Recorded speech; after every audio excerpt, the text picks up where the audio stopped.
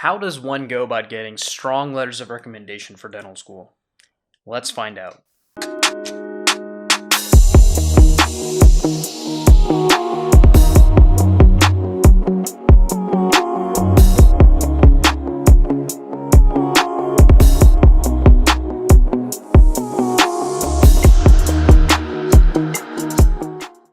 Hello everyone and welcome to another video. My name is Teham and I'm a second year dental student at ASDO, aiming to make your journey in and out of dental school a success. Timestamps for the video are going to be right here, so feel free to scroll through anywhere in the video that you think is going to be most worthwhile to you. And as always, if you find anything here of benefit, please consider liking this video and letting me know what you think down in the comments. As the new application cycle nears closer, this is the perfect time for you guys to start figuring out letters of recommendation for your own applications. The most important thing you can do as an undergraduate student is to make sure you have a good relationship with your professors, especially your science ones.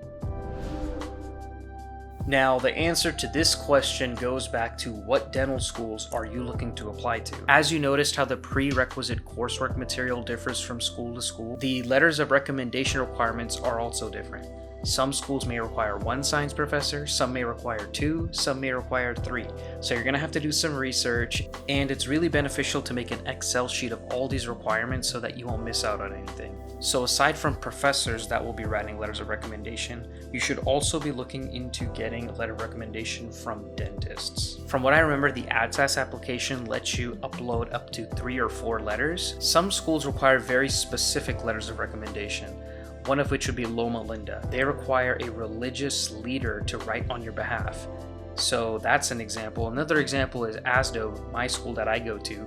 They require a letter from a community service director. So you're gonna have to do some research, and you might come into a situation where you can't upload all the letters on ADSAS. So the good thing about this is that schools have admissions email addresses, and most allow recommenders to send additional letters directly to them. So go ahead and email the schools that you're interested in applying to make sure that they'll be able to accept that if you can't fit that letter in your ADSAS application. So just to be safe, I got 3 science professors to write on my behalf, and I got 2 dentists and a physician. So having an additional amount of recommenders on my behalf allowed me to be able to think strategically in terms of which schools would be getting which letters. Now, you want to make sure that you're present in all of your classes, whether it be online via Zoom or in person. You want to make sure to stay engaged, ask questions, and just be participating in things that you need to be active in during class. Now, a good way to maintain contact with your professors is after each exam, go over your exam, but don't just go over it on your own. So go back to your professor with your exam and just go over it. Go over your mistakes, see what you could have done different. They might even recommend different study techniques for you. This allows for a conversation to take place. They'll ask you questions, you'll ask them questions, and then sooner or later, you're gonna stop talking about the test. If you continually keep doing this and the professor sees that you're willing to improve and put in the work, they'll ask you questions aside from class. They're gonna ask you, what are you interested in doing after undergrad?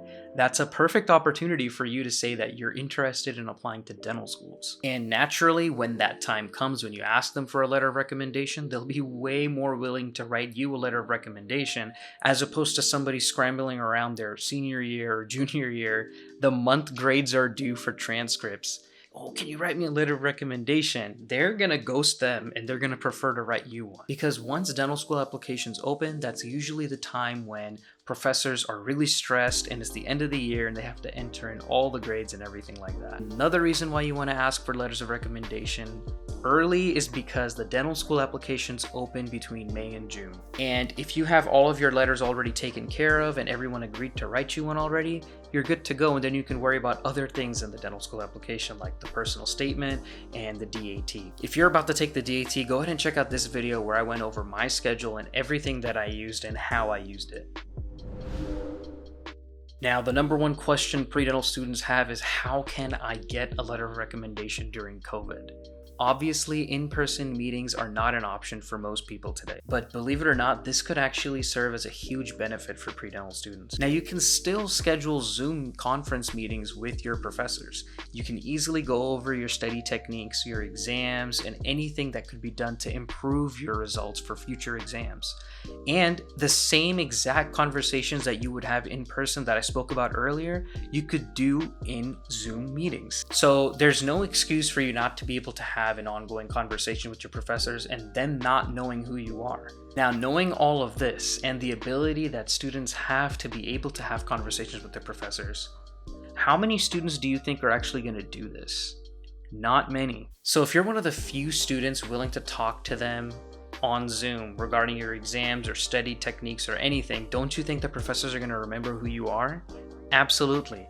Going the extra mile, doing extra things that most people wouldn't do is what's going to stand you apart. What I'm getting at is you want to make sure that no matter what part of the journey you're at, that you're taking advantage of every opportunity that you have to improve yourself as an applicant. Now, the same thing can also be said for shadowing. As you know, you're going to dental school, so you definitely want to get a letter of recommendation from dentists as well.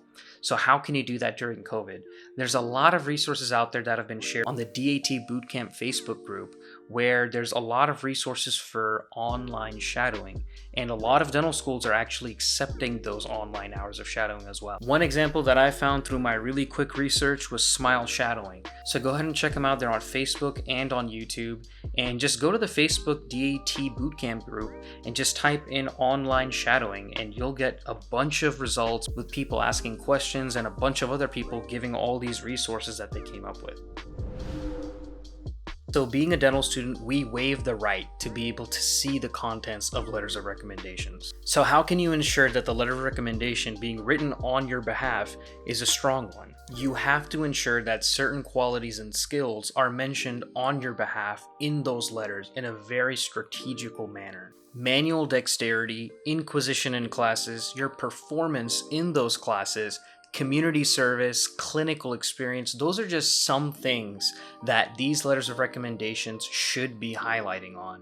And each recommender should be focusing on one or two of these qualities. So in your email that you send to these recommenders, it should have your personal statement, your cover letters, your resumes, and you should say in the email what you would like for that recommender to focus on in the letter. So you definitely want to see who can write you the best letter tailored to one of those qualities or skills. This way, you should be keeping a checklist with what skills and qualities you already asked for people to tackle, so that additional recommenders can focus on the other things that the previous one didn't focus on. This way, you'll have a very complete application and a lot of people talking about different qualities that you have, and dental schools will have a really good picture as to what kind of a student you really are. So even though you're waiving the right to be able to see the contents of the letters of recommendations, you can ask for the professors or the dentists or anyone for that matter to focus on certain things. There's nothing wrong with that. Well, that about wraps up this video. Thank you so much if you stood around till the end.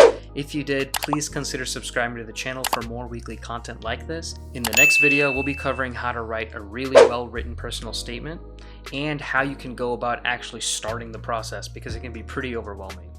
Anyways, I'll catch you guys in the next one. Peace.